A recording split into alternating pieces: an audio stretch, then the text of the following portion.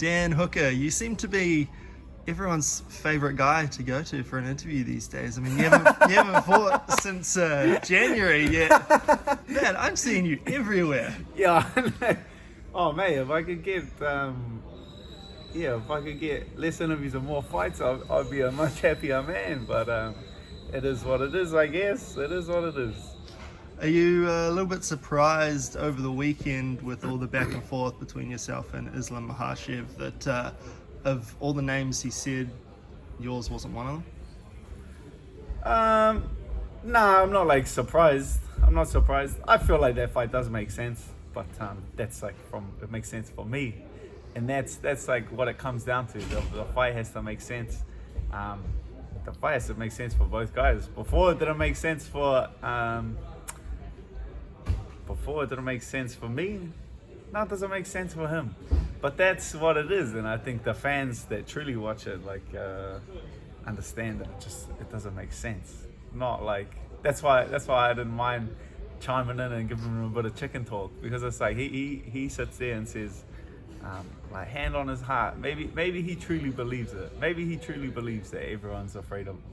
But it's like you get in a good position, and then all of a sudden no one's afraid of you anymore. You wait till you got a bit of gold around your waist, and you watch the top 1,000 guys in the world instantly stop being afraid of you. It's just works like magic. So yeah, I just think it's funny. There's like they're running with like the false narrative, or it's just copying Khabib's homework. And then Okay, then like I said, you haven't fought since January. How's things tracking there? I know you said that you'd be fighting in September. From what I'm hearing, the voucher system's gotten even worse, so that's put another obstacle in the way. Like, how is everything? Yeah, but that's not a reason why I haven't accepted a fight. I purely haven't accepted a fight because I haven't been offered a fight since I've been hounding the UFC since June. But yeah, not saying they're not like looking, or not saying they're not trying to find me a fight or anything like that. It's just the timing, everything has not been great, and I just saw that box card in September, which I'm trying to get on, looks pretty stacked to me. Like, from where I'm sitting, you got him and Ortega, then Shevchenko's the co-main event, then Robbie Lawler, Nick Diaz. It doesn't, and then like even Curtis Blades. Like, that's to me, from the outside looking in, that's like that's a full card from where I'm sitting. And to jump to a prelims, like a bit of a fast stretch. I don't think the UFC will really go for that. So man, it looks like that date just keeps getting pushed. But man, I've been in the gym, since after my fight. I was in the gym. I got back to some fitness and grappling the Monday after the fight. So I've just been working, improving on my skills, and concentrating on the things that I can control. I've seen some people sort of bring up, that you're not in a position to, or you haven't like taken a short notice fight if something's come up, because we've seen so many fights, fall apart because of COVID or whatever. It's not really that easy from this side of the world, is it? Just to say, oh yeah, I can jump in at short notice. Oh, it's funny, like the amount of great suggestions you get from people online, and it's one of my quotes is don't take criticism from people you don't go to for advice. We'll have another one. Don't take advice from people that don't like you. These people, you go back and scroll on the tweets they've sent me, and they're like, if Dan Hooker, hey Dan, I think that you should do this. And it's like, you hate me. Why on earth would I take your advice? You know what I mean? So it's like, everyone knows what it is. They know that it's tough times, but I've been rolling with the punches in COVID. The last two fights were under those circumstances. Like short camps and things like that. And so I've been just rolling with the punches in COVID. Like, I don't see from New Zealand anything changing in the foreseeable future, so we're just going to have to continue rolling with the punches. How do you find it being a famous athlete online? And a lot of people, like you mentioned before, a lot of people who don't like you will let you know that they don't like you. Yeah, online. Yeah. Like not in like real life. Does it ever bother you? Or are you just like, oh, okay, keyboard warriors? Move on. Nah. Like, I don't know. It's like someone says something mean to you online and you just literally like, just put your phone down and then that's the end of that conversation. Yeah, if people think that I, go home at night and I'm just like, Sam Jones 3729 said that I got knocked out of my last fight.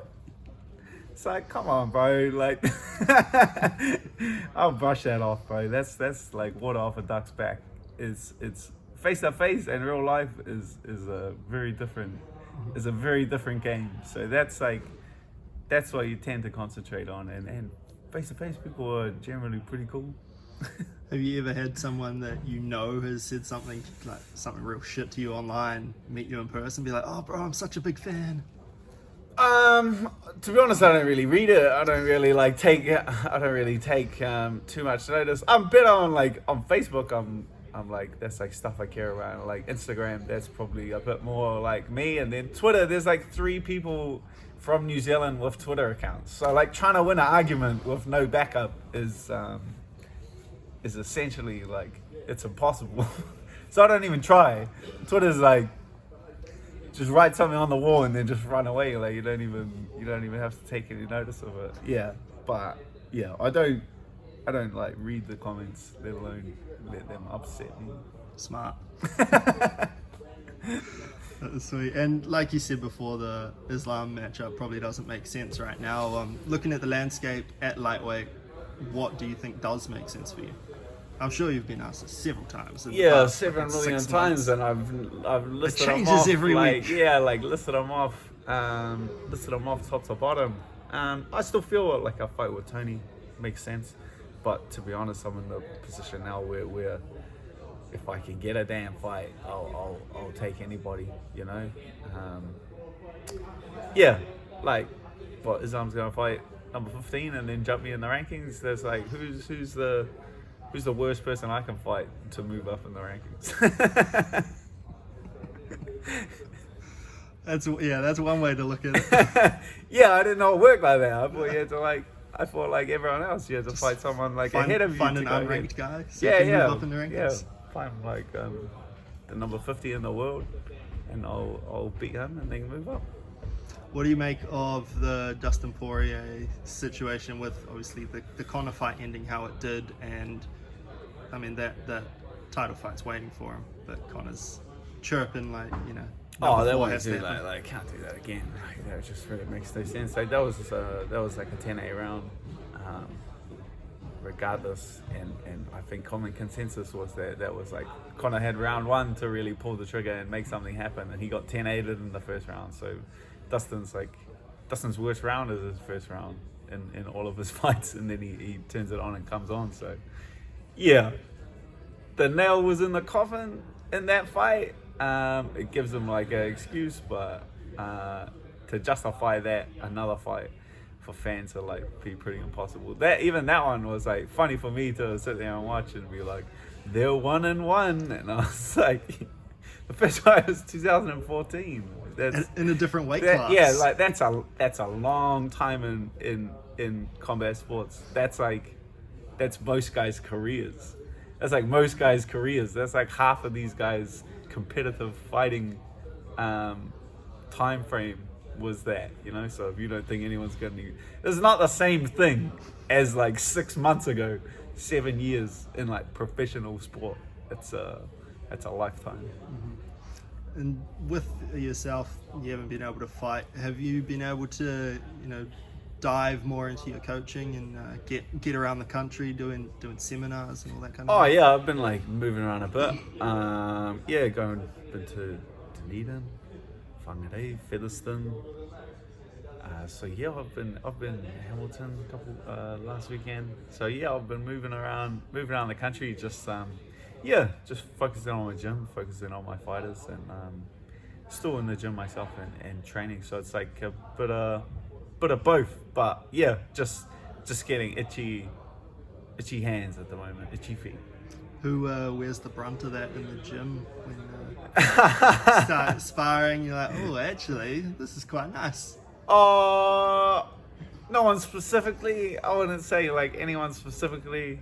I'm not known for being the best sparring partner, but but nah, it's all fair. It's all fair in love and war. Yeah, and ideally, like you say, it's not looking overly likely you'll be at least on the vault card. I'll like train for it, but I'm Yeah. not gonna like hold my breath for it. You know. Right. Like, if you're looking realistically, when do you think you might get So like, I feel like one of the main reasons is a few of the other boys from City were supposed to be on that card for Volkanovski's card, but then they got shifted because I don't know if I can talk about it. Someone from the gym is fighting again before the end of the year. subtle? Names shall Yeah. not be named. Name Like omitted. if they got moved to that card, then if I could get on that card, then that's kind of what I said after the last fight, is that I would wait and do it all, get it back and sing with the boys, and do it with my team. So I really can say that I have adjusted from the mistakes that were made from the last two fights. So he who should not be named fights again. Probably see Dan Hooker on that card. And we've got a few questions from your fans on Twitter that you can just read and answer. Away. Dig in. Mon Sneaks, how do you deal with the itch when you can't get a matchup?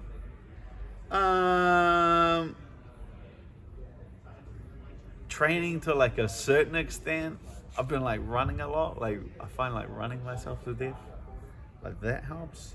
But yeah, like coaching as well, being in like the corner for your fighters, like you get I don't know if it makes it better or worse, because you get like, it's not the same thing as actually being the guy out there and getting the job done. You get a taste for it coaching, but you wanna take a big bite out of it. So I really feel like the longer you leave it, just like the stronger the urge to fight just becomes. So I feel like, yeah, the longer they leave it, just the worse the worse I'm gonna be, I feel. H Martin, I'm gonna read the whole thing. 90775751. I promise he's not a bot. That's like more complicated than my actual passwords for the computer. Same, actually. How's your stable of fighters progressing? Great. They're doing really well. A bunch of guys. Aaron Toe's got another title defense coming up in September 4th.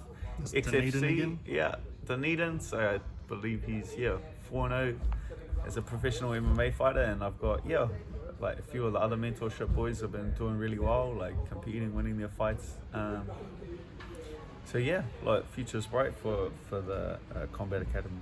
Outside of Aaron, anyone else we should be looking out for coming out of you? So we got some other guys in the Apex fight series. So that's one where they can actually like earn some good money. Yasin Yas is back in the 62 kilo tournament, and he's been looking really sharp lately. Nate Law's in through to the semi-finals, and he's like another one of the guys to watch out for. So now there's I got like, there'll probably be close to like 30 fighters at the gym. So there's a lot of them to keep me busy. I feel like that's enough. That's enough to keep me busy. Booger Beard. Will Dan fake the glove touch next time out? I think he said, because I commented on a post, and they were like, he was saying like, oh, people are faking the glove touch more, and I said, once the bell goes, it's all fair game. Which it is. That doesn't mean I am gonna do it, because I'm a gentleman, but I don't expect that same courtesy from my opponents. MMA gone wild. Which would you rather? 2 weeks in quarantine, there's not much I would. Or listen to 5 minutes of Islam Makhachev and Charlie Olive's answering question from Stephen A. Smith. Fuck that. That's tough. Well, I really don't want to do quarantine again. Quarantine. Danzo275, when is the next mentorship program? That's an interesting question. That's a very interesting question. When? I don't know. Like, I ran the second one once I had like a firm direction for the first guys that won it. Once the first guys that won it had like, they were set on their path, and I had them kind of all, the wheels in motion. Then I ran the second one. So I feel like I'm almost there. These boys are doing really well. Almost there, but I don't feel like, I feel like my gym is, and the fighter side of thing has enough to keep me busy. How much work, like how many hours do you have to put into organizing that mentorship program just to run the trials? No hours. You have no hours? Like you got people for that? You have very little understanding of how, I don't want to say reckless. I'm not sure reckless is the word. I wing it a lot. Let's just say that. That's like 90% winging it. First one, I was like, we decided what we're going to do on the day. I was like, they all came there. Because I put like an open invitation for the first one. I was just like, hey, anyone wants to try out, like just show up at the gym. And then I got there and there was like 60, 70 people. And I was just like, I thought there'd be like 3 people here. I was like, whoa, we're doing this. And then I just decided on the day. I was a bit more planned for the second one. I was like, actually told people to like come down and help me and stuff. But no, very luck of the draw those. Joe Madsen 02, any chance of fighting at 70? I mean, I would. I could go up or down though, if I'm being honest. Like a human yo-yo. Nah, like 55. I probably don't even weigh 170. Like I jumped on the scales this morning, so everyone says it. But the eye scales, the old eye scales. You reckon you could still comfortably fight at featherweight? I could make it. You're huge at What featherweight, the bro. fuck is comfortable? Comfortable is a bit of a stretch. I could make it. Let's just say that.